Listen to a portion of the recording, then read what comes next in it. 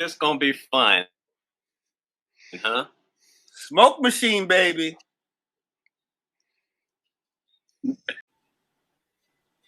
Can you see me, Nicolay? Yeah, I can see. Oh shit. Because I can't see me. Okay, cool. No, you did, bro.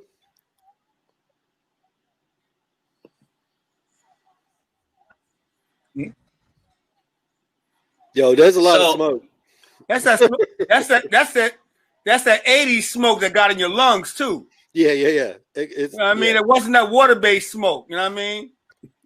Oh, that wasn't dry ice? Nah, man. Around that time, yo, it's a miracle. He sang that good. That's a lot of smoke. Comes right out. We'll do it all night, man. Yeah. What more can you say? Wow. Everything want to fuck up over here now. Sorry about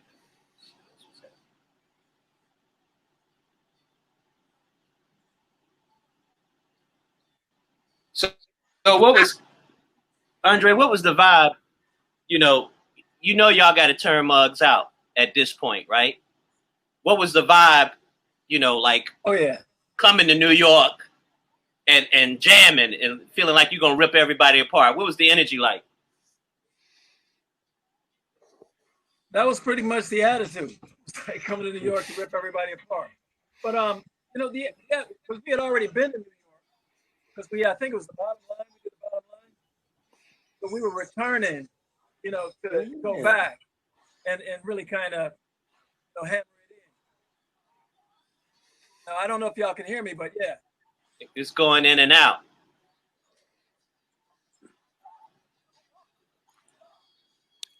Can you hear me? Yeah, I can hear you now. We got some choreography over here. Amazing. The choreography is just is amazing. That's like keyboards are hot in the mix. That's another thing that I loved about these sets. Is like this is just a. Yo, Andre. How much did y'all rehearse? The bass was pretty. Say what? We rehearsed all the time. I remember this tour we had. Can you hear me? Yes. You can be a little louder though, but there you go. Yeah, no, we rehearsed a lot. I turned it down, so maybe you can hear me better. Yeah, now. turn it back up. But yeah, we rehearsed a lot. We went. We went over and over and over it to make sure we. Yeah. Because you had to rehearse the music, but then the choreography. Like, did y'all like separate rehearsal for choreography? No, not at all. We just rehearsed everything at the same time. So you did the music and the choreography at the same time. Wow. Yeah. Yep. Yeah. No, we did the vocals and everything. Separate sessions. Yeah, everything. In fact, to be honest with you, and I hate to, I was not like, I hated doing choreography. Even back when we had our own our little cover band, I hated doing choreography. This really have to, really try to get me to do choreography. Because I was like, dude, Temptations, man, I don't want to do it. Like, how did he stress how important choreography, your harmony and everything was a part of what y'all was presenting? How did he stress that to you? Because you're saying, no, I don't want to do it. But what was his energy like? Like, nah, man, you got to do it. This is my thing. You know what I'm saying? This is what we're going to do. Yeah, no. No, I didn't. What's going on? Why did it's all skipping? Okay, we're off on. All of us are skipping. I don't even have it on no more. Okay, wow. No, I just all of a sudden Joe Biden was on my screen, so I don't know what's going on. But no, I was saying, how did he stress to you have to that you had to do choreography and harmony too, instead of just playing? Yeah, I'm not gonna lie. I'm not gonna lie. I was not into it, and because we were in a band together, it was I kind of, you know. Y'all look like you're having a good time, though. It looked like y'all was well. No, I was having a machine. That's what I'm saying. It's like looked like everybody wanted to do that. This little bit here with a little guitar harmony right there. That was dope. Yeah, this is definitely the classic rock song. Andre, can you say something about the outfits? Because at this point they're pretty deliberate already, right? They're pretty much designed and everything. It's definitely not random, right? Like he's already sort of getting that trench coat look together. So young, it's killing. Oh my God, he's a baby. He looks so young. that close up. You know what I mean? He looks very a little self-conscious even. You know what I mean? Was he, Andre? Was he self-conscious? Yeah. No, not at all. Not at all. Right. He was in his zone. And just to talk about the outfits for a minute, you know, I mean, you know, we had kind of had our own vibe. Nobody was telling us what to wear and how to dress. I mean, for the most part, most of the tour, I had on clear pants. That's what I was going to ask you about, them clear pants. Where did clear pants come from? Yeah. The first pair I got from DC. It was a shop in Georgetown. But you know, somebody kept stealing my. Every time we would travel, I'd come up missing. So my clear pants would come up missing. Damn. So I'd have to always go back and get a new supply. And I think it was the management, to tell you the truth. I think they was trying to, yeah. Hey guys, what minutes are y'all on? I just went to my phone. We're about 7.5, I think. Yeah, we're in the guitar solo in the right, and everybody's got a 7:38. Yeah, it's the big why you want to treat me so bad coda with the guitar harmony. So Andre, did you know even how y'all get together for those iconic guitar rock pictures? That obviously was planned. You know what I'm saying? Like this? Yeah. Well, you know, it wasn't planned, but here's what happened. Oh. We would do it, and then when it worked, then we just repeat it. Yeah, man. It was pretty natural. I mean, we were just up there. But you got to understand, we were all front men, you know, and so it wasn't hard to get up and do stuff, you know, to jump out and do whatever. And because we got to know each other so well, and obviously me and Prince played together for years even before all of this. So, you know, so we were really comfortable. It was just working Dez into that comfort zone. Like, see, he's grabbing me by that goes to show you. Andre don't want to that bitch was that bitch was strategically placed. Yeah, no, it was. He grabbed me by my arm, which is like, no, we used to have so much fun though. It was really, I mean, you got to understand, we were doing what we've been trying to do. We have been hustling for years. Right. At this point, you know, so we were like two kids in a candy store, you know, and we were that close. We were. It was like we were living a dream, man. Hey man, y'all meant a lot to us I tell you, man, y'all meant a lot to us in the New York scene for real. Meant a lot. That band. Man, that means a lot. Yeah. Yeah, it did, man. No, it was, you know, and you know, the thing is, look. The energy is just crazy, bro. Look at this. Yeah, man. Yeah, no, the energy is crazy. Yeah, it was just all about. And the light show is pretty much. It's cool, man. The lights and everything. The production I was going to ask about that. The production is that stage setup. That was Roy. Whose idea? Do you know, Dre? Roy Bennett, yeah. Oh, Roy Bennett. I mean, that was minimal. You could tour with it. Yes, dope. Well, those lights were 747 lights. They were lights from a 747. Yeah, they're like landing lights. So when you turn them bad boys, they're real bright. Yeah, you know, exactly. Like landing lights. When you turn them on, the audience, basically people go blind. So did the set list all change all the time, like as he got older? No, it pretty much stayed. It pretty much stayed the same. You know, I know when we came off tour for a while, when we came off the first leg of the Rick James tour. That must have been an experience. Which part? The Rick James tour. All of it. It it was an experience. I ain't gonna lie. It was a crazy, experience, but it was beautiful too. You know? Hey, Andre, did you see Tales of the Tour Bus? Yo, I did. I saw bits and pieces. How much of that was on point? I wish, you know, I'd have to go back and reflect because I mean, I remember thinking, I don't know why they, because I mean, you know, it's hard for me to see stuff where didn't nobody contact me because I was so much in the middle of everything. You know, I mean, you gotta understand.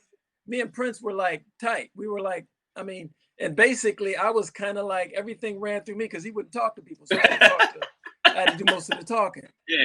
So when I see stuff like that, you know, and you know, because you know, everybody seemed to have a problem with me because I was at that point, I was pretty cocky, and I had an attitude about, you know, whenever I got on stage, my attitude was always like, we need to go up here and we need to rip this motherfucker, you know. So I would always, you know, pump Prince up. And it's like, we got to get out there. We got to show them, you know, because, I mean, we'd come all this way. And I would always say, remember we were playing at, you know, I'd name different clubs and different hotels. I said, we're finally here, man. Now we got to show, we got to show and prove. Uh-oh. What happened? Got a broken heart again. Got a broken heart again. How was people responding to that? Did that was like something Prince was pushing and making people like, or what? No, he didn't have to push and make people like it. Girls, you know, man, the girls in the audience are all about it. Come on. Yeah, the girl. It's a great song. I mean, no, the females are all about it, baby. Yeah. No, they were all about it. But you know, it's funny because you know when you back up a little bit. And it wasn't that long before that. Let me move this thing out of the way. But it wasn't long before that you know, didn't nobody know who we were. So it took a minute for people to really kind of connect, you know, and it didn't take that long when we were on stage. You know what I'm saying? It took about 3 songs. But when we first came out, because we was opening for GQ and yeah, I mean, and they were doing it. So people were coming to see this R&B thing. And so when we come out, I'd have on clear pants and Prince would have on like underpants or whatever. And people would look at us like we were the biggest freaks on the planet, you know? And they were like, and they didn't know if he was like, you know, they didn't know if he was gay or what. They would just go, what is this on? They didn't know what was going on. But around about the third or fourth song, they figured it out, especially the women. Because they were like, and so when you talk about this song, this was one of them that would just, you know, anybody that was curious or concerned or didn't know what the situation was. By about this time, they was the falsetto is flawless, by the way, already. Like, when you think about it, the voice is just, you know, it is like you just almost forget like just that he is that R&B singer too, man. That just, you know what I'm saying? Like outside of all the other stuff, like he is slaying this vocal. Well, the other thing is that he's still, you know, the other thing about it is that he's still developing. That's the other part of it. Absolutely, yeah. That's the one. That's an important part because I think what another thing that people might not understand is that he was developing and transitioning. Because I think, and I'm not sure. I think at this point, I'm trying to remember if this was before or after the Rick James. We took a break for a while, and went back at it. If I'm not mistaken, he went back and really, you know, had to readjust things a little bit. Because Rick, I ain't gonna lie, Rick was like no joke. Rick commanded the audience, and every time he went out there, he had the people wrapped around his finger. So I think, you know, obviously Prince was studying and learning. All of us were really, and stage presence started to become something more and more important. You know, and so I think so Broken, this is like one of the first sort of classic outtakes that I think we started seeing as fans in the illegal circuit. Broken was one of those songs that didn't make the album for one reason or another. This is so rockabilly though. Yeah, it's rockabilly to you know what I mean? That's the thing.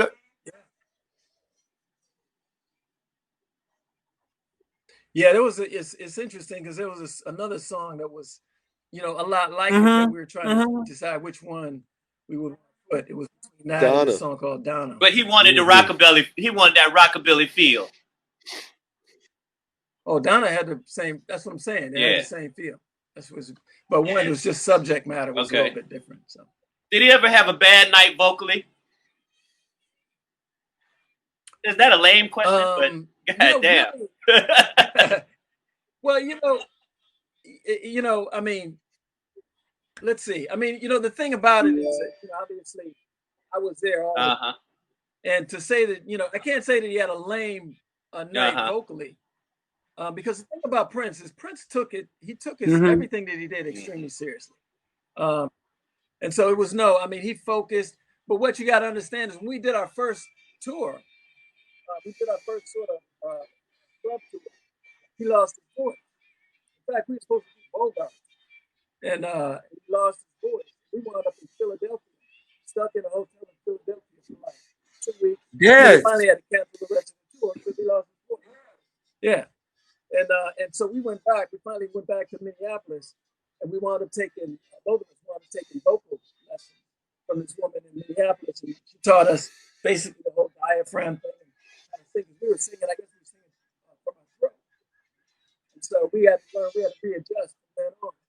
And then we started taking it serious because it was like, she was telling us, you got to get this amount of sleep, you got to do all that. And I'm like, oh man, I ain't doing that. I ain't singing lead. And Prince took it all extremely serious. He was like, yeah.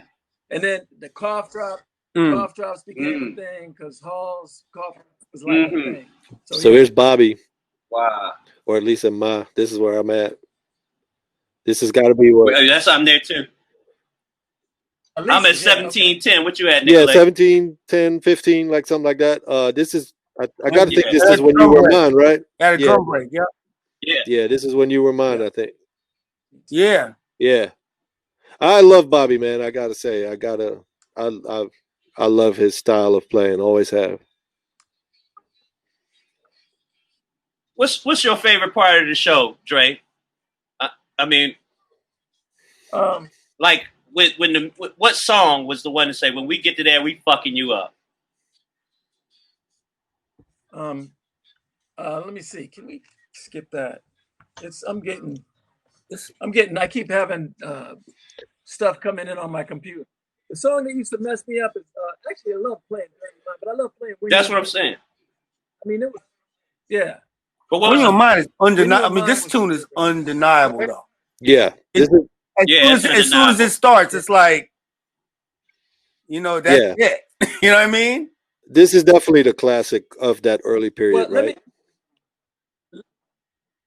Let me give you a little background on that, because back then when we were on tour, I don't know how much you guys probably know a lot about Dez, but Dez was really into and the cars. Oh yeah, to the cars at the time. Fabulous. And so cars became like a thing. Yeah, and you can definitely hear it, because the whole fifths and all that, and the rhythm, was definitely derived from that whole vibe. Yeah, so the coat came off. It's so funny. You say the cars. It's crazy. You can hear Rick Ocasek singing this tune. You know what I mean? Oh yeah. Yeah, exactly. Like totally. Yeah. Yeah, that was.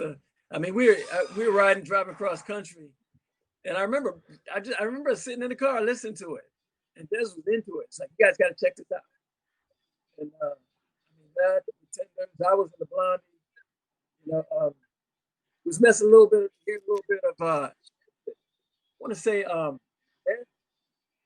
there was a bunch of stuff out that we were like, this is so great. The people, Andre, the people want to know about Prince's hair. Like, what's the deal with Prince's hair at this point? Can you elaborate? Let it go. Right.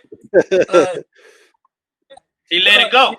It's yeah, pretty much, because because it was a different vibe. We had gone from our cute hairstyles, because I could tell you a funny story about how that hairdo happened on the Prince album, because that was like that was a nightmare. We were out in California we had a new manager, and it was when it was actually called the curl wave at the time. The curl wave hair strategy. The curl wave. Curl wave. Okay. Yeah, they call it the California curl wave. So, but both our managers had it. Perry Jones and Tony Winfrey had this curl wave, right? It's like, you guys, we got to take you. They took us to a place here in LA to get our hair done. So they gave us a short wave, and mine took, right? Mine just gave me like my hair was rest. But Prince's, but Prince had a good, way better grade of hair than I. So when they did his hair, it got really super curly, and he hated it, and he was like, "Take that out." Oh, he did. He said, "Take that out," and he said, "Well, we can't take it out. Just give me a perm." They said, "Well, your hair will fall out." He said, "I don't care. I don't like it. Take it out." So they gave him a perm, and it completely just laid straight. He said, "That's it." That was how that came out. Yeah, right. That's a good story because laid to the side.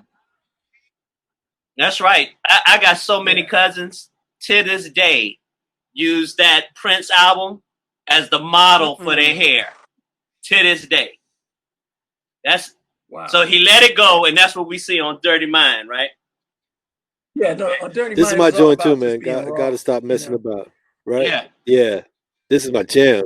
Yeah. This was a B-side, right? Yeah, it's jamming. Yeah. Yeah, this one kicks ass.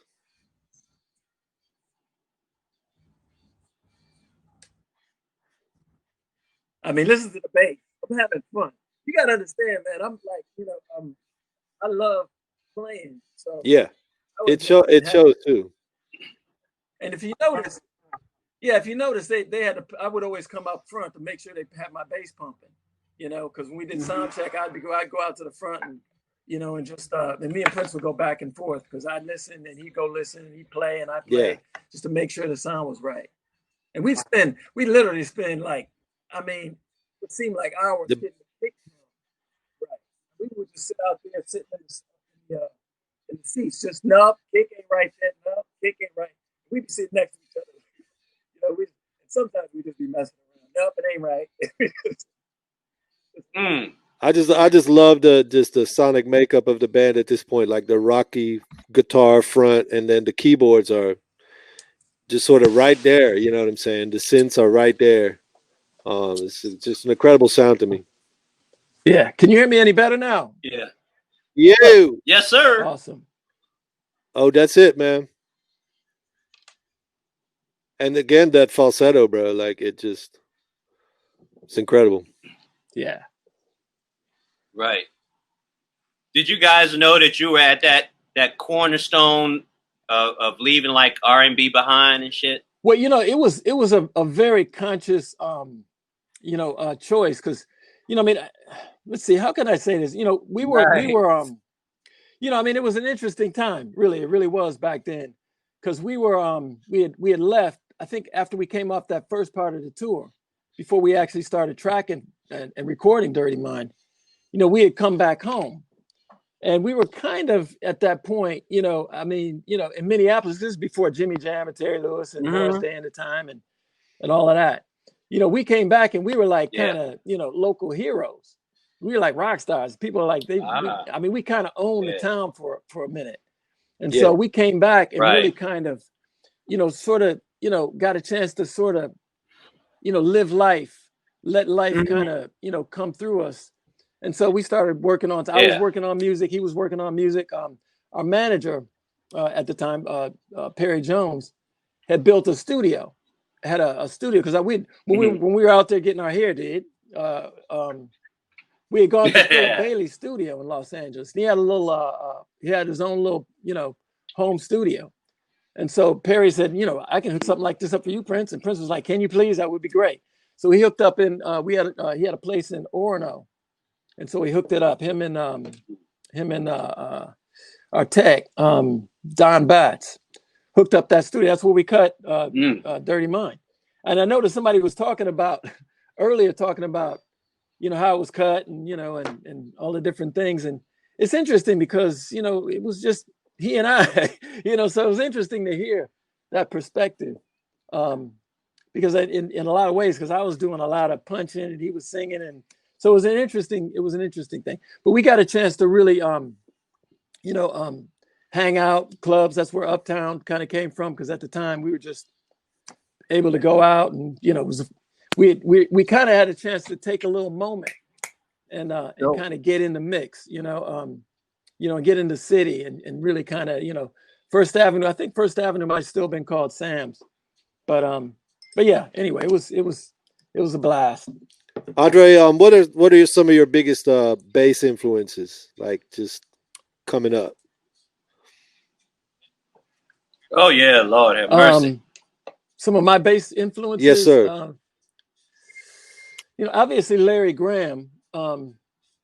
But I have to say, I was extremely. I really took bass playing very, very seriously because I was like, my dad was a bass player, so I really just played. I played everything, so I really didn't. Amazing. I can't really say that I had like a favorite, but what I would do is I would learn sax solos on bass, just to try to come up with something different, or horn solos on bass. Wow. Just to try to get like a different perspective, because I was like, I just didn't want to sound like everybody else or anybody else. Yeah, you do have that melodic feel, I think, and when I hear some of these concerts, like you do a lot of stuff higher up the neck sometimes, I feel like, to sort of add another melodic layer sometimes. Yeah. You know what I'm saying? Yeah, definitely. And one of the other things I used to do was, if you listen, because back then I would always flip stuff around, because like Larry Graham or most of the bass players back then would be bum, bum, bum, bum, bum, bum, bum, bum, bum, bum, bum, bum, bum. That little riff that was always on everything back then. I would always go backwards. And I would do these upstrokes. And so they kind of became part of that whole vibe. You can hear it in everything, basically. You can hear it in Head, you can hear it in Do It All Night, you can hear it in the kicks. Let's Work, Let's Work was, Let's Work is an interesting thing if y'all didn't know about that, because that was originally going to be on this album. And but it was called Let's Rock, which was the name of this dance that was out at the time. And but by the time of the release of the album, the dance was out of fashion. It was like, so he had to change the title and change it from Let's Rock to Let's Work. But it didn't make it for the album. So it wound up being I think it wound up being on his next album after that. Yeah. This is tight, man. Sexy Dancer. Like this is pure. What's interesting to me is that that both guitars are kind of Telecaster style. Right. Both Telecaster style, and that's very much like Sly and the Family Stone, because Freddie Stone and Sly Stone both play Telecasters. Yeah. And that's a very specific kind of tonal choice, as opposed to Strats or Les Paul or any other thing. That's a very specific thing. And also, Curtis Mayfield used to play Telecaster, right? It was very definite. Bob Womack played Telecaster too. It was done on purpose. I'm digging it. Mm-hmm. Yeah, no, it was absolutely. It was like, it's a real bright, if you snappy. wanted that kind of sound, it's snappy. What I mean? And it's also got that almost kind of country type of vibe to it, right? It's also very percussive. Right, also very kind of percussive type of sound. So that's like, you know what I mean? I'm definitely checking the moves. I mean, yeah, this straight funk over. I mean, this shit turns me out every time though. Sexy Dancing. Like, what do you think when you hear this today, André? Well, it's interesting, because what I think about every time I hear it is when we recorded it and where we recorded it. Because, I guess, because my thing is that we did demos of these things before they became songs. Sometimes they were jam sessions before they became songs. But this one, right. Trying to remember. And this solo, I love this piano solo. Matt did this, or Prince did this? Prince did this, yeah. This piano solo. Yeah. And Matt had to learn it. Good Lord. Yeah, Matt had to learn it. Yeah. Well, Matt played. He did a good job of learning. Matt always played, and part of the reason why Matt, was the pick for the keyboard player was because he actually played the most like Prince. They had a very similar approach especially when it came to soloing. Nice. And I don't know. I mean, Prince was really, really into George Duke. So right. Right, and all of that stuff. Absolutely, the aura. You definitely can hear the aura will prevail. Yeah. I mean, that's what we. You know what I mean? It's like the running. Yeah. A lot of times when I hear Prince, I go like, okay, you was listening. You were listening to Weather Report right then. You were listening to this. I know you were listening to blah, blah, blah, right? You know what I mean? I hear the moves. Yeah. I'm like, you know, oh yeah, this is. Yeah. You know. Yeah, no, I mean, I could, there's all of that. It's hard to even start to all the stuff we were listening to. Oh yeah, from man. Keith Jarrett to, I mean, I could go on and on, because there's so many different things we were listening to, especially at that time. Billy Cobham and Return to Forever. Here we go. All of that, yeah. This is when it gets real. Yeah, it gets real. This tune was very controversial. Yeah, this song is bad in a great way. Ooh. Like this. I was like, he went there. Got to give it to him. Turn it up. Yeah. And they all hold up lovely. They hold up lovely. It's 2020 and we jamming the fucking system. It does sound fresh. It doesn't sound dated. Well, you know, the subject is still wrong. Now, I mean, well, yeah, I mean, we're not here to debate. I think the subject. so much as that's a good one, Mr. Reid. I mean, the subject it was wrong in 80. It was wrong back then, and it's still wrong now. So it applies. Oh shit! Wow. My sister didn't give a goddamn. It's some Game of Thrones stuff right there. You know what I mean? What did you think of a track like Sister, Andre?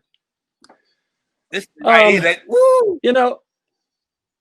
It's obviously, again, I mean, I'm it's hard for me to really get too into it because I was so close to it. Sure. And I only say that because I know people in the chat room, they get real. It was done specifically for shock value and to get people's attention. Yeah. And and it worked. No, it did get attention. Yeah. Now, as far as the reality of the lyrics, I have no idea. Okay, so you can't expand on what that is all about. All right. Extra, baby. Well, I mean, I know a sister, and she's really cool. Yeah, I want to know. I have no idea. We're too much too now. We'll leave that alone. Is this? You talk about Tiger, right? No, he went out. He went out to New York with her, and basically she kind of gave him an education in terms of, understanding some aspects of the business because she was, I think, at the time, she was dating Gil Scott Heron or knew him or something like that. Yeah. Yeah, so, you were dropping what? Well, I keep telling you, man. I was, I mean, we lived together for how many years? 6-7 years or something like that. And then we lived together. We were living together during this album, the making of this album. We still lived together. So we were extremely close. Yeah. Yeah, I think the Sharon story has been relatively common knowledge, I think, amongst hardcore fans. I mean, not necessarily whether the veracity of it is a thing, but just that right story. Here. Yeah, I don't know. I wasn't there. I didn't see. Fair enough. Fair enough, my man. Yeah. Fair enough. I know I heard some of the stories too, but I'm like, you know what? So this the big hit at that point still, right? I want to be your lover. Yeah, no, this was the big single. This tune right here changed the whole game. It did. Changed the whole game. Yes, it did. I tell you what, at the Frankie Crockett in New York, he played this tune like once or twice an hour. I mean, he played on BLS in New York. Right. All about it. Because I know we went to New York and heard it. Yeah. Know what I mean? Because this even when we were working on it. Everything was chic, right? Everything was chic. And this tune kind of came out of left field in New York. Because that one line, I want to be your mother and your sister too. Right. There it is. Ain't nobody heard nothing like that. Yeah. From a male vocalist, never. It changed the whole game. Yeah, no, it's interesting because we were living in this house on in Edina, and we wrote this song down the basement, literally. And we were listening to, oddly enough, of all things, and you might not, we were listening to Enchantment, and I think LaBelle's album had come out right at that point. And you know, I mean, that's all the stuff we was listening to at that point. And Van Halen. It's some real. That vamp. I love there's the some vamp. real magic in there. The vamp. The vamp. Oh my God. And you know, the radio stations used to always turn it off, fade it out, right here. The vamp. And you'd be like, no. Yeah. No. Again, the choreography, the lights too. I mean, it's already right there, man. It's like, I realize this is an early tour. This is cold. This is pretty sophisticated, like at that point. Cold. Yeah. Super cold. And right straight in the head. Super cold. There we go. Straight in the head. Man. What was the ladies like afterwards? Did you have to fan them off or what? I know that's crazy. No, I mean, the ladies were always insane. It's a sexual revolution. Always insane. Yeah. It's a sexual revolution. Yeah, I bet. They want to try the merchandise. Yeah. But, you know, I will say this, that management pretty much, what is going on here?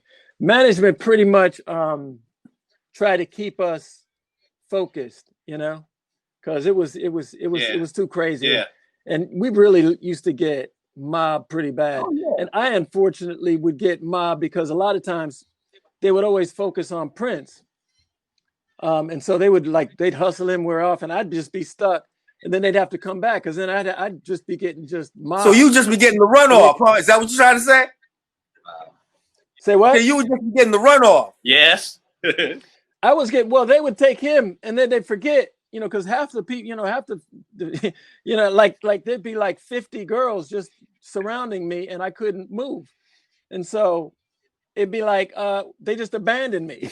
And then they finally figured out that, you know what, we have to actually have somebody looking out for André. Because you don't want these women just carrying you off. Know what I mean? Yeah, well, you know, my mom, we did a show one time and my mom had bought me this sport jacket. Mm-hmm. She had come out to the show and she bought me this this double-breasted, you know, sports jacket, and she loves, you gotta have this. And so I wore it. And it was one of them times where, you know, after we did the show, they rushed Prince off in a direction and then left me. And then I got mobbed. And then the jacket my mom bought me literally got ripped to pieces. Wow. I mean, ripped to pieces. That's crazy. And so, yeah, so, I mean, you know, it was, and my mom she'd never seen anything like that. And yeah, so she was tripping. But. Did that make you feel like you guys were sort of on the verge of some major, like, or was it already major to you guys at that time? What was going on? Well, you know, I mean, it's hard to say, you know, I mean, because it was major to us when you think about where we came. Sure. From. You know, because we would, you know, I mean, literally before his album, we were doing gigs at like, you know, the Y, you know, wow, yeah, hotels, you know, I mean, and so, you know, I mean, so it was major to us, yeah, to be playing in front of thousands of people all of a sudden, yeah, you know, yeah, it was kind of a big deal. Yeah, and you can see, like, I mean, again, it's like the tightness of the group, just so rehearsed but so fresh. André, you smoking it on bass, bro. Yeah. Thank you. I heard that bop, bop, bop, bop, bop. I was like, absolutely. Yeah, in head especially, bro. Like just the yeah. It's the timing more than anything for me. It's the space, you know what I mean? It's just no, we used to just groove on this because this was a groove to begin with. So this is like and this is features. This is another dope solo. Yeah. This features that bass part that I was talking about where I flip it backwards. Yeah, this is a classic Dr. Fink solo. Another solo. There. Yep. Did Prince do this one too? He did that one too, didn't he? Fink learned it. Yeah. Yeah. Yeah. Yeah. Mm-hmm. And you can watch a lot of Dirty Worrell in there too. Believe that. Oh yeah. Yeah. No, absolutely. Yeah. Yeah. I love this solo, man. Like 8-9 years after this show, like he would still play it the exact same way. Like no, Matt was no joke. Matt was no joke. Yeah, Matt was nasty. Though that solo and the other one we was talking about, they're classic solos. Sexy they're Dancing, they're you can't do them no other way. Composed solos, like you have to do them just right. And just to give you a little insight on the rehearsal thing, because what happened when we did our first show at the Capri, which was the very first show we did when Prince was his very first solo show. The record company didn't want us to tour after that because they thought somehow or another we weren't ready yet. So we wound up we took almost a year, rehearsing because it was like an insult, definitely to me and Prince. Right. You know, that they thought somehow or another we weren't ready. Mm. So that's why, you know, we really got into rehearsing really, really heavy and really, really hard. So looking back, do you think that was the right call at the time? When I do. Yeah. Yeah. I mean, obviously it would have been great. I mean, but it was a smart call, because sometimes it's the hardest thing to tell somebody, especially if you're a musician, you've been playing. But he had never really been a lead singer. I mean, not like when I say lead singer, he only had to sing, you know, during our show. We used to do 4-hour sets. Right. And, you know, I would sing a grip of the songs. Our percussionist used to sing a grip of the songs. Prince would sing a nice little selection. Morris would come from behind the drums. Right. And do Love Won't Let Me Wait, or Me and Mrs. Right. Jones.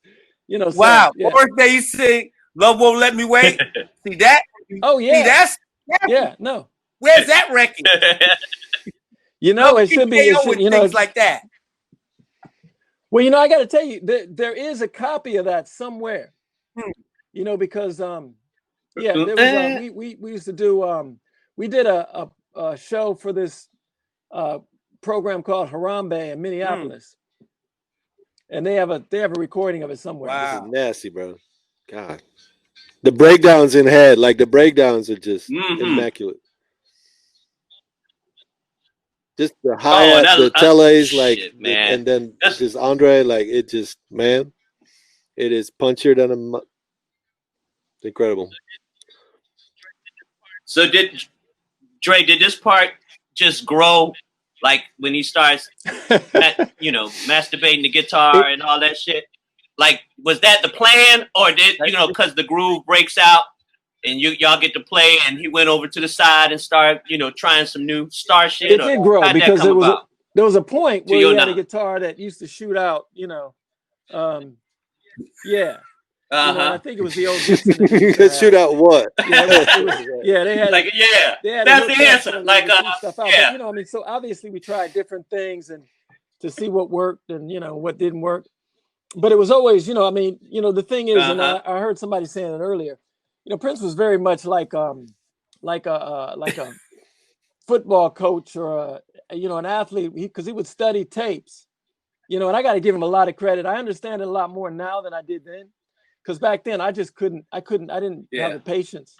But he would always want to sit, and he would want to, you know, we'd do a show, he'd record it, then he'd want to go watch it. I'm like, I don't want to watch that.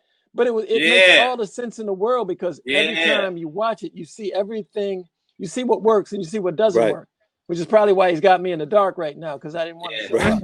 So it's like, oh, you don't want to come? Okay, well, we're gonna no, but yeah, he would. So every time we did a show, he would go back, he would watch it, make sure that it was, you know, the way he wanted it, exactly the way he wanted. So anything you see, you know, no matter what it was what he wanted.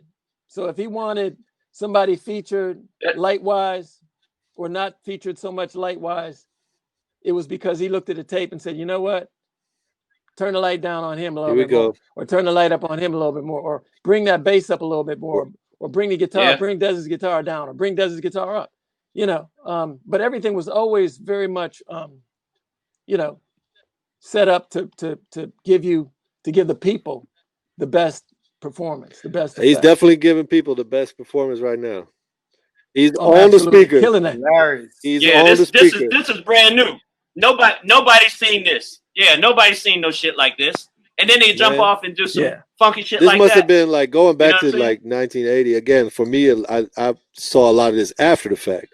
To have been there in 1980, this must have been blowing your damn mind all up seeing this. Like, this must have been like some, like, what the hell? Oh, yeah. Like, you can tell how this must have been just completely blowing everybody's socks off that was there.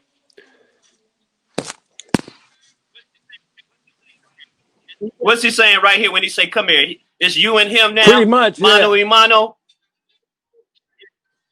These breakdowns are just nasty, bro.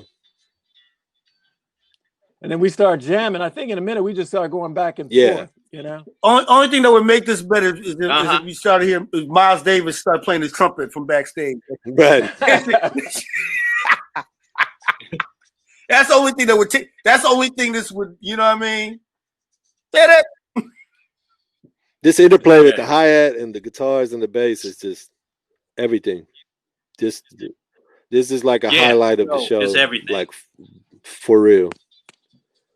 This is as funky as it gets.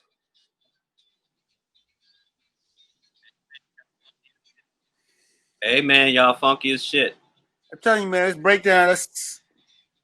It's like almost like again, like it brings you back to like some of that Zap shit. Freddie and I'm telling you, man, it's Freddie and Fly. That's that. That's that stuff. It's incredible. Hey, Andre, you think we're gonna see anything like this in live music again? Somebody, I always say the electric people are gone. The electric motherfuckers, right? Like, you think we'll see a cat come along and electrify us like this?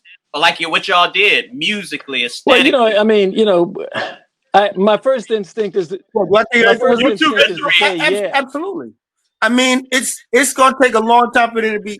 So the thing about it is that Prince, I mean, just the length of time and the amount of hits and whatnot, the amount of errors that he did. I mean, yeah, of course, some young musician's gonna come up. You know, geniuses show up. They do. You know, it's not like Miles Davis was the end or Herbie Hancock is the end. You know what I mean? Herbie Hancock happened, and Robert Glasper eventually is gonna happen because of Herbie Hancock. You know what I mean? Well, of course. But it's levels to this shit. Is, like when I listen to like a Corey Henry, right? Like Corey Henry has got all this singing is and playing is ridiculous. Now, I don't know if he played no guitar, but you know what I mean? The thing about Prince did all that with all these other things. But the fact that young people are growing up with his music as a guide, it's inevitable. And it's going to be totally different. We're totally different. That's the thing about riffs and things like that. You think everything's been covered, and then you hear a tune that's like, damn. And it'll be like some simple grooving. You haven't thought of it. Just like Prince came up with I Want to Be a Lover. Ain't no one thought of that. It's right there. All the things. And someone's going to come up. Some youngin' is going to come up and everybody's going to go, damn. It's inevitable. It's inevitable. But it's going to be a long time. It's going to be a long time. Andre, you was going to say something. No, Andre, you was going to say something. Right. This groove is right. Well, how did y'all feel like just kind of just being sort of hanging back while he's just going to town on the...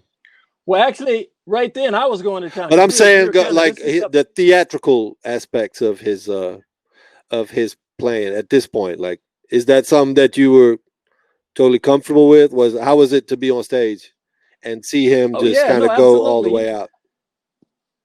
No, absolutely. I mean, well, you got to understand this is what he wanted to do. He was in his element.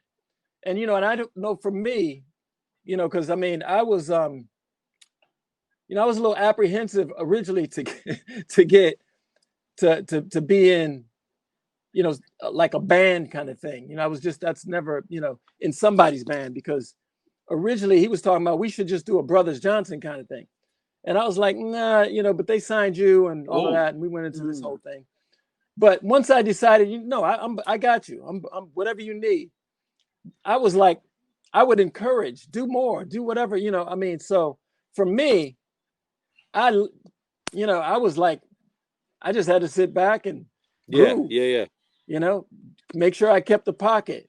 Sometimes I'd have to go back to Bobby and, just bob my head and, lock in. But no, we were all good. We were cool. It was actually, allowing him to just express himself. Venture out. Yeah. And that's what he did. And I think sometimes when you can feel comfortable, and your band is comfortable. I don't need to tell you all this, but it's like you can express yourself. You can completely let go. And I think he felt so comfortable at that point, that he could do that. And we had his back. And it's like, no, you do your thing. I think this is also a underrated early Prince classic, Still Waiting. Definitely, I think I know later on in tours, like in later years, like he would stretch Still Waiting out to like 20-25 minutes. But this is, I think, another early Prince classic for sure. And that that piano work is really, really tasty. Yeah. It's that CP80 or whatever that is. A Yamaha electric grand, yeah. It just has that sort of unmistakable sound to it. It's interesting to me, like this is one where he just puts the guitar down and really just goes full like frontman singer mode. Yeah, be frontman for a minute.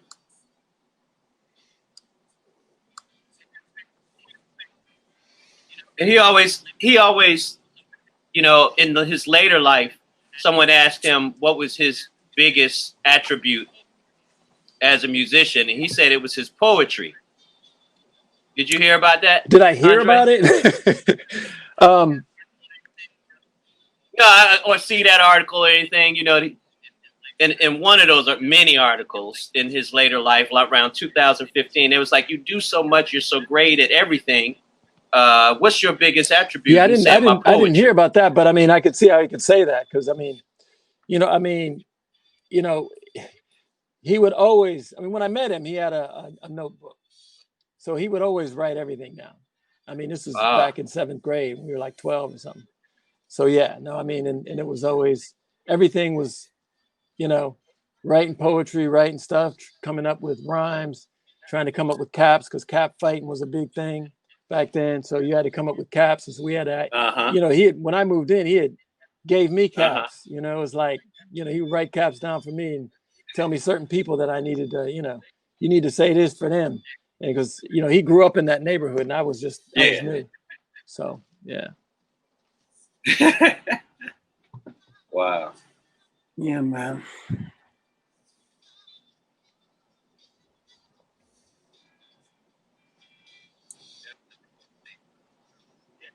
Yeah. Definitely for the ladies.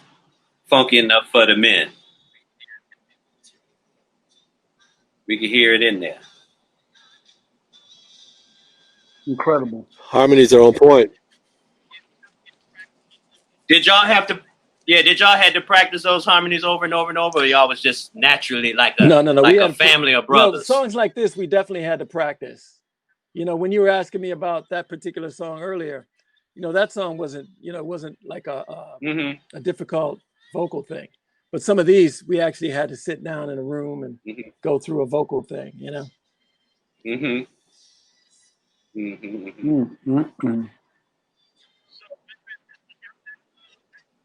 So, Andre, this was your last tour with him? My last tour was actually in Paris, or my last show was in Paris.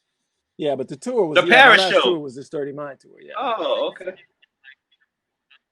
What was the energy of that? Like, you know, I'm cool now, or I'm tired of this shit, or well, I mean, I just wanted to move on, you know, because I mean, he had done what I thought he wanted to do, and he was going in the direction that I think he wanted to go in. And I just didn't think that there was really any need for me to still be around. So I, you know, told him I'll help you find a bass player, and looked around and went to a club downtown and told him you need to send your guys down there. There's a dude down there I think might be pretty good. Turned out to be Mark Brown. Shouts out to Mark Brown for sure. But he had big shoes to fill. So y'all had creative differences. Is that what happened? He wasn't allowed to wear He had big shoes to fill. Y'all had creative differences. Is that what happened? No, not necessarily. I mean, you know, like anybody, like any friends, you know, that grow up together, and you know, I wanted to do some things, you know, and I just, you know, wanted to make some money, you know, and being in that situation, I just wasn't. You know, I didn't feel like I was growing, you know, but it was but you know, look, I mean, I grew, I mean, to go from where I went to where I was going, but I had other things I wanted to do, you know, and you know, and I wanted to see him do what he kept doing, which, you know, I've always been super proud of what he did. And I think the management really wanted him to do some different things. They wanted him to go into a different direction. And, you know, and I think, you know, because at this point we were a band, you know, I mean, you could tell that we were a band, and it had that feel and that attitude that swag and that rawness. And I think they wanted him to go more in the direction of, you know, because we had come off the Rick James tour, and Rick James was definitely the Rick James show, you know. And so some of those things, there was a lot of different things that they were saying at the time, you know, you know, I think they wanted him to get to be more about just about him and less about the band. And so, you know, because they would come to me and say, you know, why don't you stop wearing those clear pants? And I'd say, why don't you go, you know, and then they'd say, why don't you, you know, why you got on so much makeup? I said, you want to get out there and play? Because I wasn't having it. And so, you know, it just, you know, clashes like that, one too many of those. And I was like, you know what? I think y'all need to do something different. And there's nothing wrong with that. But I think, you know, when I think about it, you know, it was, you know, this particular album and this particular tour, and then we did Saturday Night Live. You know, it was after that, I was like, you know what? You know, we got the world's attention. You know, you got the world's attention. And so you're good. And that was what we said when I first said, you know, when he asked me to come and be a part of his band, I said, you know, I'll help, you know, I'll stick around first 3 albums until you get, you know, till you get off and you're gone. And that's what happened. We did that. And I think he got the attention of the world. He also got the attention of Rolling Stones, who asked him to do, to open for him. And the first gig they did without me was the gig they did with the Rolling Stones when they opened for the Rolling Stones. So how did you feel when he was like, you better come on, get this hit? Well, when I heard Dance that, Electric. I wanted to give it back. I ain't gonna lie. But yeah, because, you know, shit. To be honest, I really didn't want to do Dance Electric. I didn't want to do it at all. I had no interest in doing it.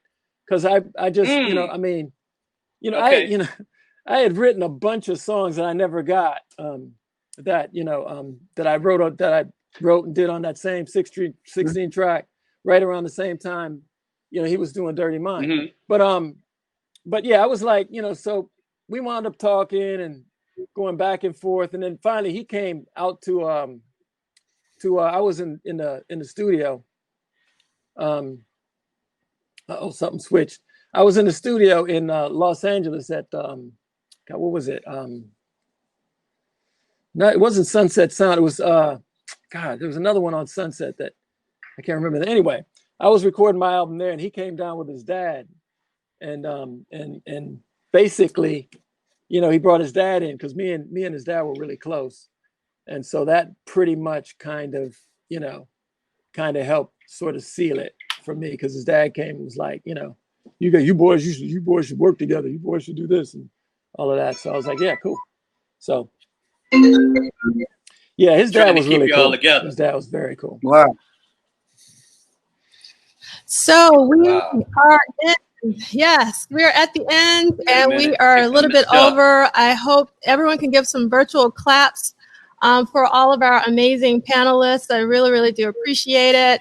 And we are behind about 30 minutes. So what we're going to do is the Black Rock Coalition is actually going to be in sessions. And when you go to session, you have to refresh your browser because you will not see the session. So refresh your browser and you can go to the Black Rock Coalition session. And then we're moving the keynote to 8 o'clock. So we're 30 minutes behind. I apologize, but I hope it was worth it for you. It was worth it for me, the 30 minutes. Yeah. It was great. I mean, me too. It was great. Yeah. Me too. You know, just to hear the concert and have, yes, you know, it was great. To have Andre with us and to see him kicking it, and it's absolutely beautiful. I mean, it was really very special. Yes. Very special. Yes. I second mean, let's that. talk about it. Especially to have Vernon Reid in this motherfucker. Hey, man, and Nicolay. And that for a Friday night, that's not bad, is it? That's a no, that's man, not bad. Man. No, that's not bad. Yeah. And Nicolay, we pretty that much talk Prince when we get together. Got a little excited there. But now can I ask Andre one or two more questions? Is that cool? If is Andre cool with that? Just because we've been talking about Dirty Mind all day, and just kind of what the place of that album is in Prince's catalog, if you will. Do you recall is there any sort of specific recollections you have of that particular time of y'all working together? Particular songs that you remember playing on?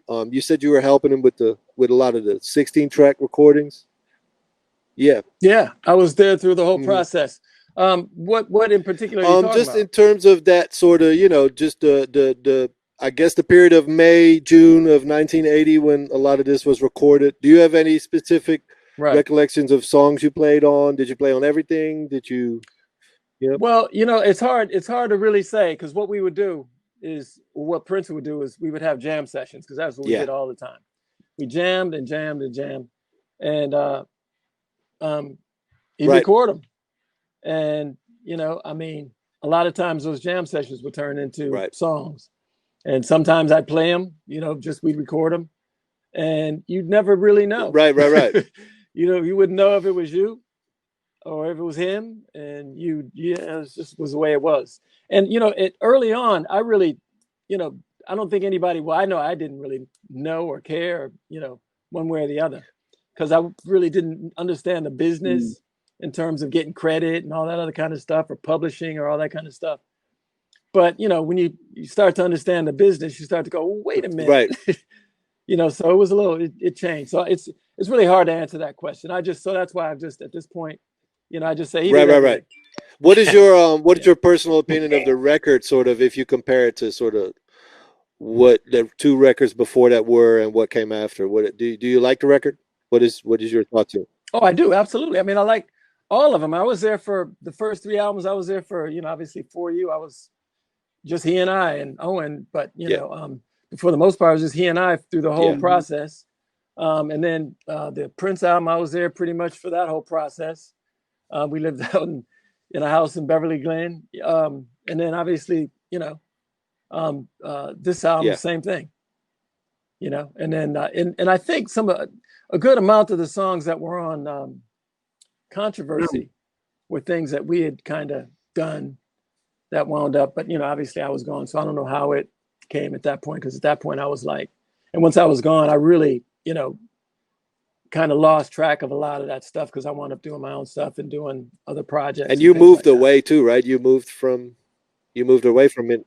I did. I moved from Minnesota, because Minnesota just got really small. It really, I think, one time I was out to dinner with a lady friend of mine.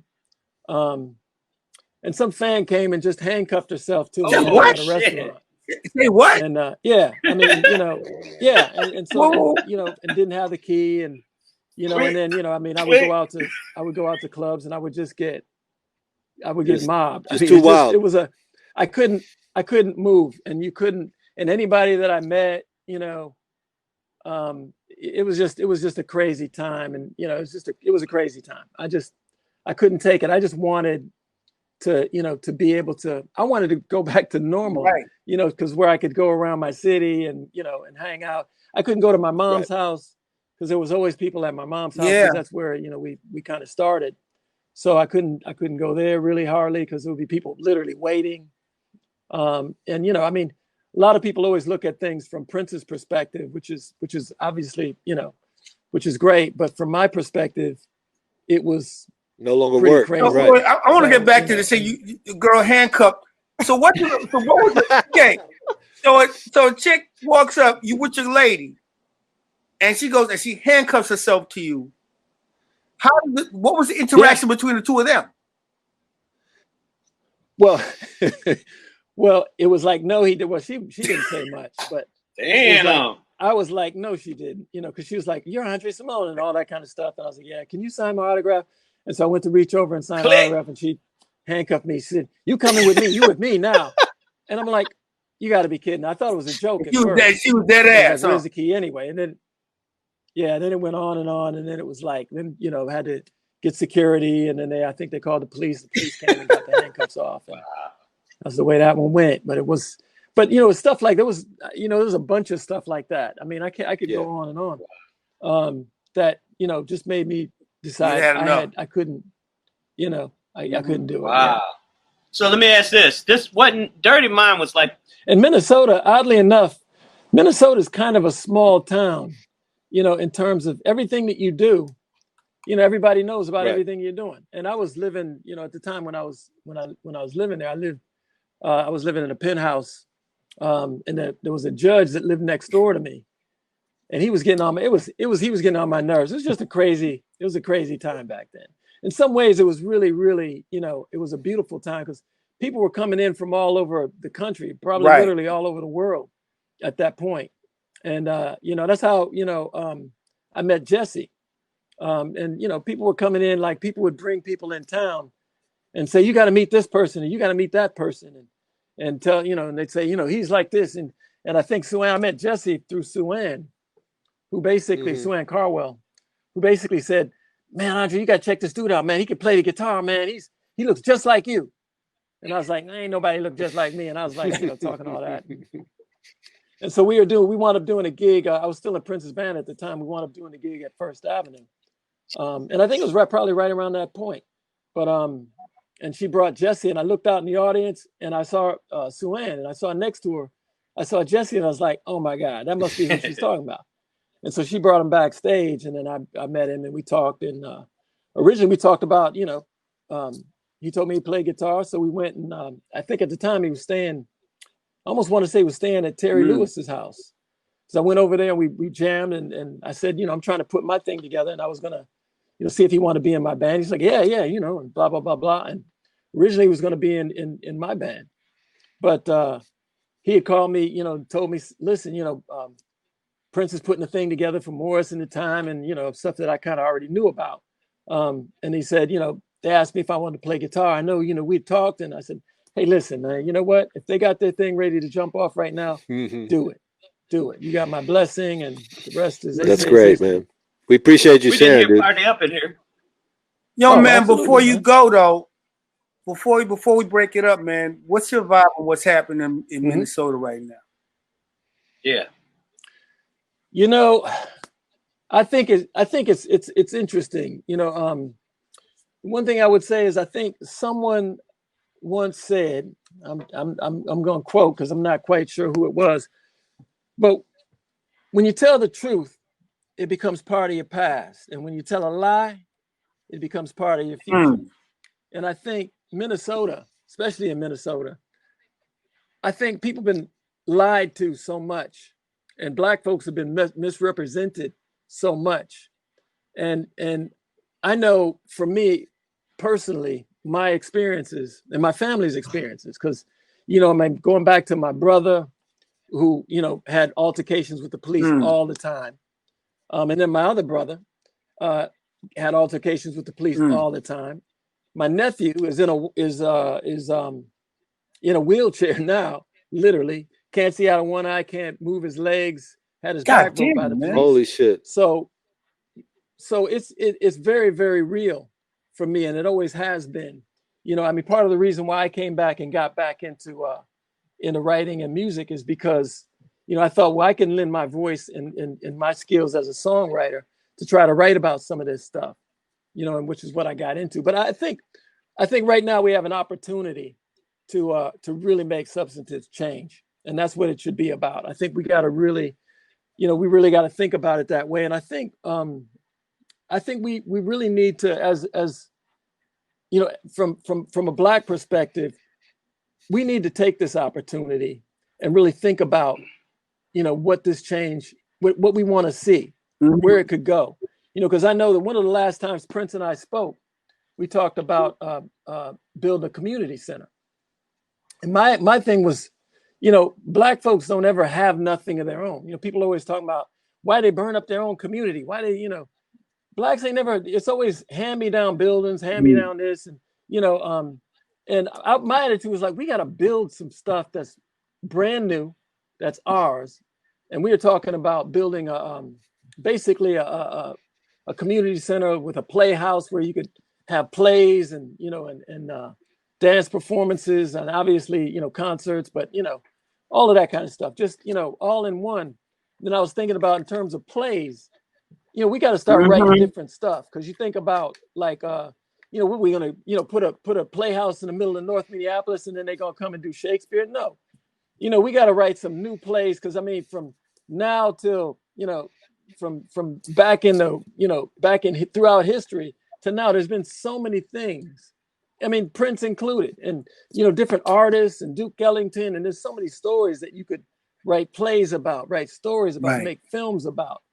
To keep making the same films about the same experiences needs to stop. We need to change the narrative, and we need to take control of it, because it's not in anybody's best interest to make our culture look good but us. That's right. So we need to do that. We need to get about the business, because in the song in Black Man America, history, Hollywood, image of the black man ain't no good. It's like, we got to change that. And it's on us to make that happen. So, and I think, what happened in Minnesota has given everybody a wake up call, because I think they, a lot of times we told them we've been saying what's been going on.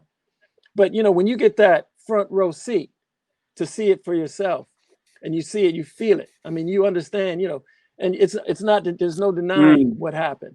So I think it really, really is important and powerful. And I think people of all races, cultures, creeds, whatever, are stepping up. And this is a moment. And we gotta seize that moment. And we gotta take control of the narrative. That's incredible. What do you think the world will be like post-social distancing? The entertainment business. Either one of y'all. Well, on one hand, we everybody's waiting for the coast is clear, right? Everybody's waiting on the coast is clear, and the thing about that is, we may not get the coast is clear for a minute. Right. You know what I mean? And when we do get the coast is clear, some people are going to be so traumatized by this that they're not going to come back, Right.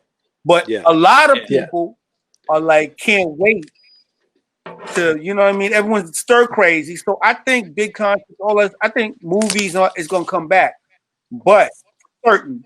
Yeah. But it's going to. It may be a while. We got a lot to go through yet. Yeah. You know what I'm saying? Yeah. And that's the thing that we all got to take heed to and be ready for on a level. Expect the unexpected. Everything, nobody expected George Floyd. Nobody, I mean, on a level, everybody black is bracing for impact. Let's be real, right? Yeah, all the time. Right. At all times. But the fact that it's resonated around the world is deep. Like André says, we have an opportunity. And also, we don't know what's next, and living with that uncertainty, how do we move forward? But we got to. Yeah. So we'll figure it out. We will figure it out. Yeah. Yeah, and it's going to take voices, all of us, music, arts. I mean, when you think about how change happened back in the 60s, because a lot of people just completely lost the plot. But there was a lot of artists, music artists, painters, poets, everybody. It was all hands on deck making a change happen. And it was, and we got another opportunity like that now.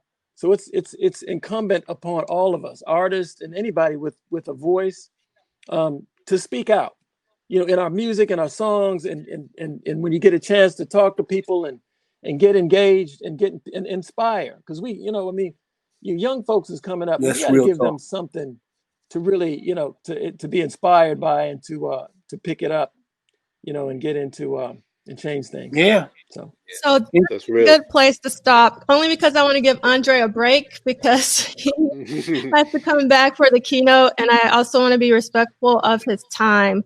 So André, I want to ask you: is it okay if you can you hear me, André?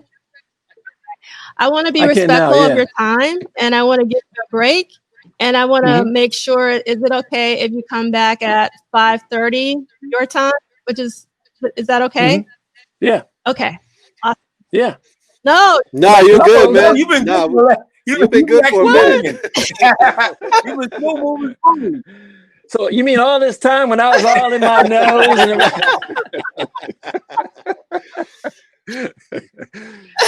thought I was off camera. What was it? Was it jerking on your camera? No, I couldn't see because I had. Well, the and you video. definitely sounded great. Like especially once you did the thing, like you sounded fantastic. So thank you very much, dude. Thank you for taking the time and just being here with us, chatting through this stuff and your recollections. And we appreciate it. Like we appreciate you. No, it was fun, man. Yeah, I don't, I don't talk about the past very often. And we know that. But, we know that. Right. Yeah, I have to say, I mean, because, I always had the attitude like, well, hey, look, if Prince wants to talk about his, he would have did it. He's a very, very smart brother, very articulate. He can handle it.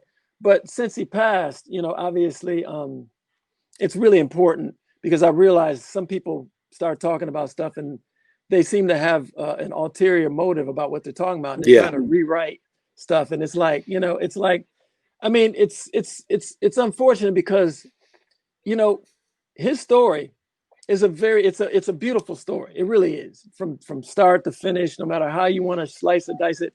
And people that were involved for a reason. And they meant something to the mosaic, to the puzzle, and however you want to put it, I mean, but I was there all the time. I mean, this was like literally, this is like my best friend. We met, it was like, I mean, I don't know what it was about me where he just said, I want to that dude. Yeah. But whatever it was, we just wound up hitting it off. And so, but I was always there. So when people say things, I'm like, and I feel bad sometimes because I don't always want to say, well, you know what, that's just not what happened. But, it's hard to say when you were really right there, literally. I mean, sometimes I really, and that's why a lot of times I say, I know probably too much. And it's probably good to start, speaking out and just sort of setting the record straight to a certain extent. Because I realized, what was that Forrest Whitaker movie, Perspective or Viewpoint, or what was it called? Where there's different vantage points or something.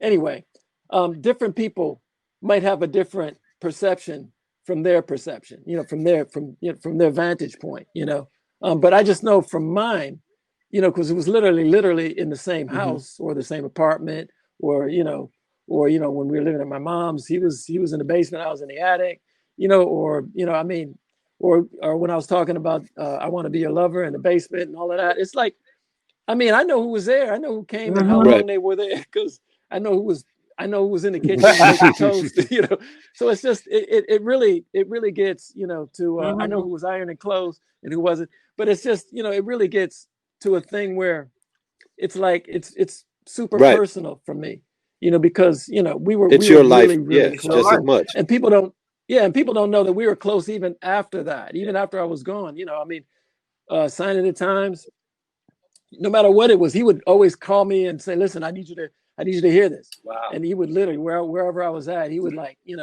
try to get me to come and listen to it. And he had got me to come out to, what was it? We were at a club in Los Angeles, and I was with Jody at the time, Jody and Jermaine Stewart. And they had, I don't know if he was there or whatever, but some bodyguard came up to me and said, André, Prince wants you to come, and he wants you to come up to the house. And I'm like, I don't know what house they're talking about. I was like, I said, well, I got some people with me, so I don't know if I'm gonna be able to make that work. They said, well, you can bring them with. I was like, you guys want to go? They were like, yeah. So I was like, okay. So me, Jody, and Jermaine hopped in a limo and drove up to the house.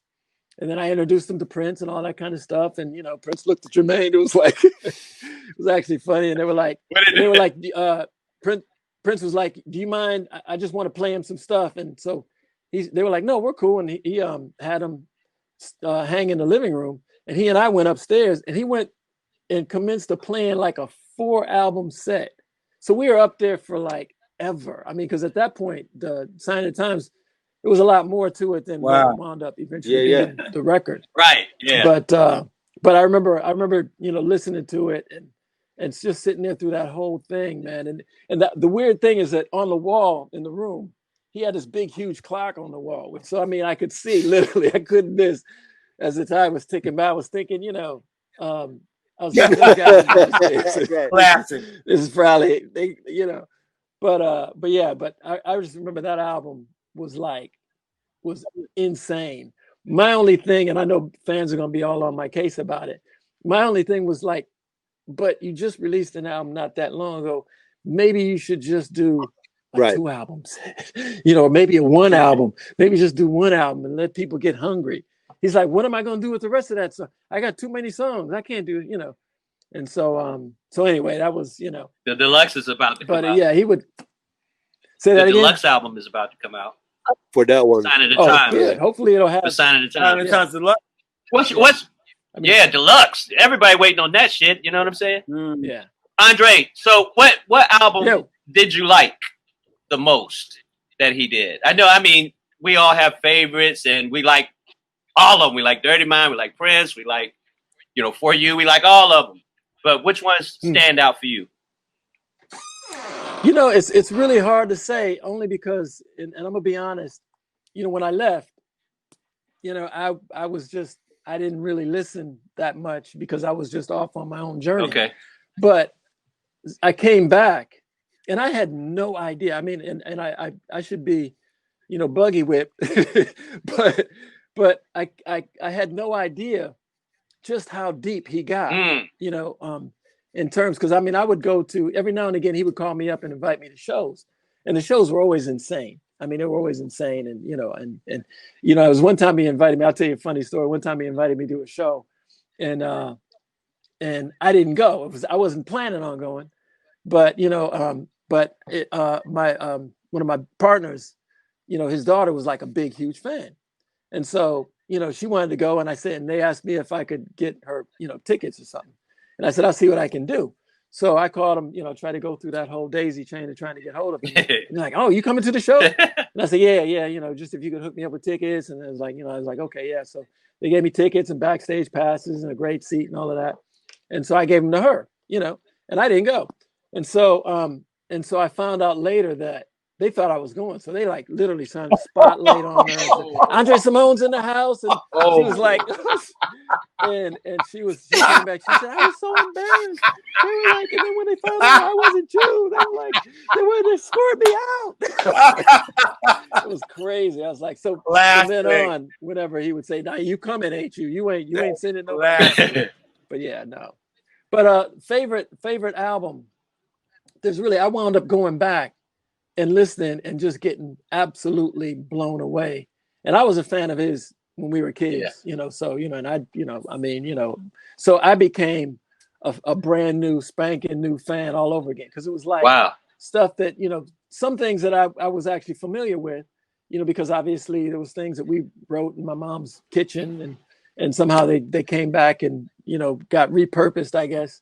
But it was interesting to go back and just hear stuff. Cause I mean, I never, you know, it's interesting to think about somebody growing as an artist, but to see somebody grow so exponentially like he did. He grew so, I mean, he, you know, and it's from my perspective, because you're talking about somebody who was there at the very, very beginning. You know, I think me and Charles bought him his first actual guitar, and I still have the guitar that he played, you know, for our first talent show.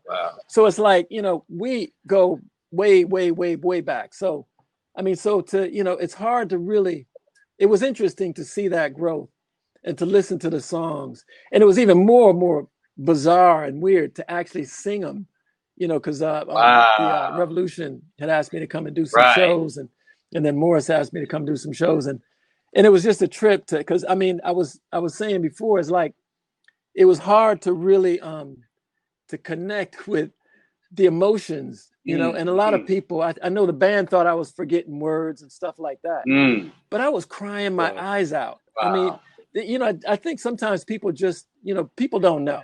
You know, I mean, you know, his band members don't know. They, you know, half of them don't know the stuff I know about them. That, you know, they just have no idea. So, you know, so I'm out there singing a song, and all of a sudden I catch a moment. I mean, it's happening right now, you know, about somebody that I really knew that I was so close with that I just start crying. I mean, you know, I would just, tears would start rolling, and I'm in the middle of a song and I'm going, oh, you know, and I'm trying to be professional, but, you know, but it's like, I can't, it's like, this is my guy, he's gone, and I'm singing his song, and it's like, and these words, and the people out there are absolutely singing and crying, and it's just an emotional thing that is hard to explain. And it took me a minute to even, you know, to grasp how special it was. I mean, it's like, you know, to see, to know where we came from, and to see people in Europe absolutely thousands. I'm talking about thousands and thousands of people for this dude who I knew where he started. I knew everything. You know, it's like it was crazy to see that and to just experience that. Was just, it brought me to tears. It just brought me to tears because he cut through all the BS and he caught a raw nerve that people responded to all over the world. Yeah. And to see that, for me to see that from his perspective was just mind blowing. It's just, it's something, it's something. Yeah, well, it's hard. Now you make total sense though. Bro, yeah. To say what favorite album is hard to say. I was just thinking about it, just looking at him, and I was thinking about the fact, I was working at this little job in Long Island City, and it was, I was want to do my thing, and I was like, there was nothing that would even say, yo, man, it's even possible. And I remember hearing Little Red Corvette. You know what I mean? Little Red Corvette, like, they let me have a little radio, where I was doing my, doing my work. And just hearing Little Red Corvette, man, just kept me going. You know what I mean? That's what he meant. That's for generations of artists coming up. You know what I mean?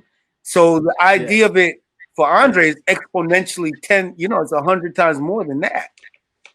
You know what I'm saying? But even looking at him and thinking, man, 1981 and whatnot, I mean, I was just feeling like, damn, man, this cat was so special. And we all knew he was special at the time. That's the thing about it. And man, it's a lot. It's a lot. So again, Dre, just to be respectful of time, and I have to give Andre a break. We need to close the conversation. I don't want to shut you guys down, but I want to be respectful. No, it's all good. Of Andre's and Jill's time. So I would like to close right now and give Andre a 30-minute break, if that's okay, Andre. And we'll come back in 30 minutes. Yeah, I'm good. Awesome. Hey, Andre, man. Cool. Thank Much you, love, Andre. All right, definitely. Much love, All right. y'all. Much love, Big Andre. time. Stay safe. Thank you, Vernon. Thank you, Stay Jason. safe. Thank you, Nicolay. Thank you, Vernon Reid. Yo, Thank it you, was a Nicolay. blast. It was a blast. Man, it's a blast having you, bro. Yeah. Thank you, D'Angela Duff. Thank you, girl. Thank you. Thank you. You preserving a culture that's very important to Black folks and to everybody. You're keeping the legacy going for real. Everybody.